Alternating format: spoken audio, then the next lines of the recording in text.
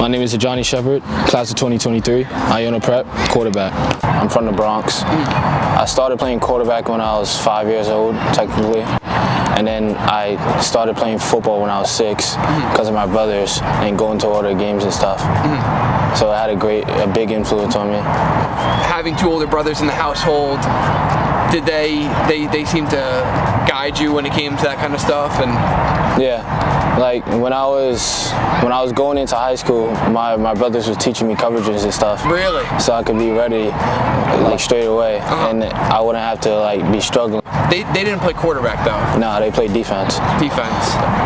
And did that seem to help you at all? Like, because I feel like having a quarterback for an older brother might be more helpful. Like, did that kind of add like a unique kind of aspect to things? I think them playing defense helped more because it gave me like a different perspective.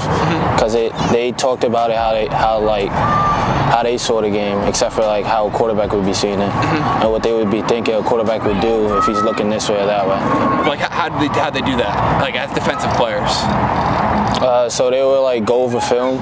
So we'll go on like NFL All 22 and we'll just watch film, and he'll break it down from each position and explain to me why they're doing a certain type of thing to stop something. You said you're from the Bronx, basketball city, basketball town. What made you choose football over basketball?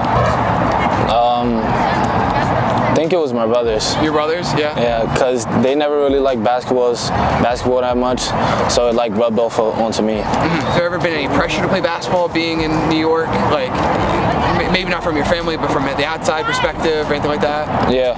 Yeah. Sometimes from coaches and friends. Really? Because they would see my physical traits and be like, you'll be a good guard with your size and your ability to move. We're on the sidelines for this past game, and I can hear you out in the field. Like, you're very vocal and very communicative. Like, where do you think you get that from? I think I get that from my dad. Really? Yeah, he's very loud, so yeah, it rubbed off onto me. And that's definitely a trait that kind of benefits you and puts you in a better spot. Definitely. Like, as a player, what drives you? I think it's just how I really want to be successful and really carry on my brother's legacies, because they're very successful in what they're doing right now, and I want to be just as successful or even more successful as them. Yeah, it pushes me to be excellent. Be excellent? Yeah. And what do you mean by that? Since sometimes I get real critical of myself. Like when I miss a throw, I know why I missed a throw, and I want to make up for it the very next play. What are some of the tangible goals that you have out there for yourself? I wanna be a D1 starting quarterback for a Power 5 school. I wanna be excellent in the classroom too, to bring home a degree to my parents, so they can be proud of that also, while having a starting quarterback in college. That's awesome, dude. Yeah. Honestly.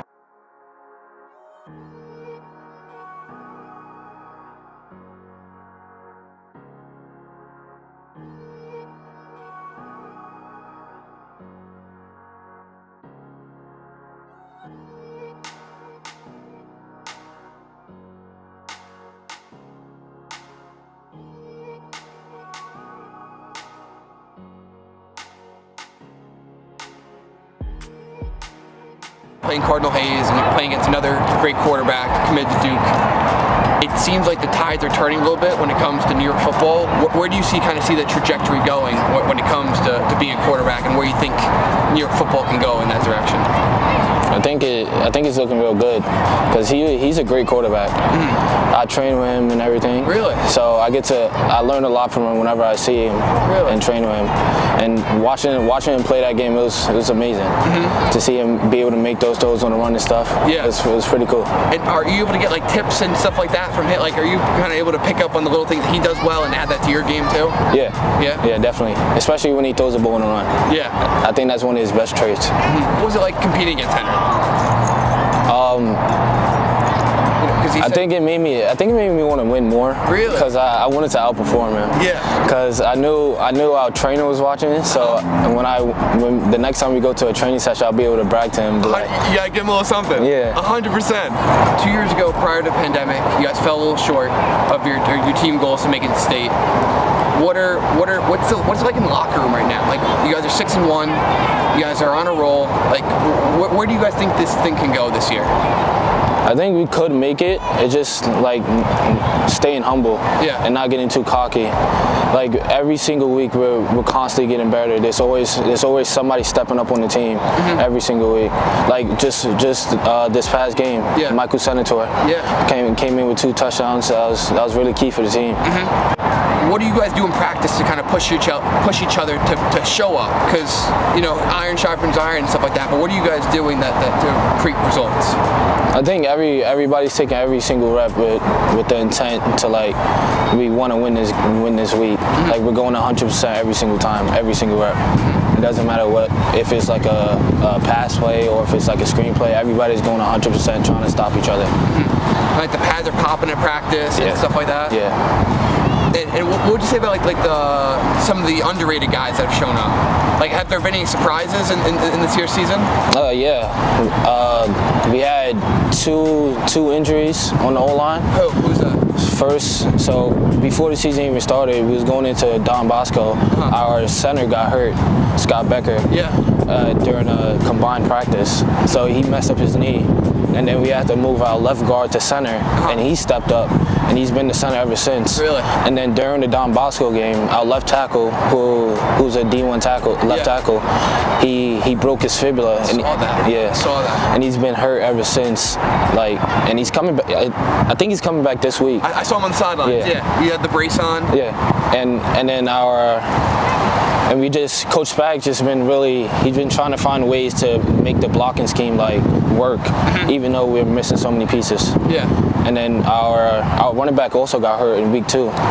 So I've been having to work with 5 different running backs throughout practice, just meshing with them, make sure they know what they're doing, make sure I know what I'm doing, and telling them so if it's a run play, whether it's a zone or gap scheme, so they know how to run the scheme. How do you keep the team together as the quarterback? As the field general, as the leader. How do you do that? I think it's not getting down, not holding your head down, because when you hold your head down, the rest of the team's morale, it affects the rest of the team. So I usually try to stay positive around my teammates, so they can feel confident going into the next game. Where do you get that inner strength, within your background to kind of keep things together and push forward through adversity? From my dad and my brothers. My brother Kadir, he went to the NFL Combine, and then that's when Corona hit. So it messed up his chances to get on the team, and he's been working ever since. When he came back home, he was working with Coach Z and all of his other trainers every single day to get better and be ready, just in case the team did call him, and the team did call him from Canada. Yeah, I see the work that you put in. I see the work behind the scenes through just bumping into you. I see you balling, bro, and all that stuff together, you're prolific, and I can't imagine someone that I would want wearing our hoodie and representing our brand. I appreciate this moment, and I'm happy to be a prolific athlete. Boy, that's it. I am prolific.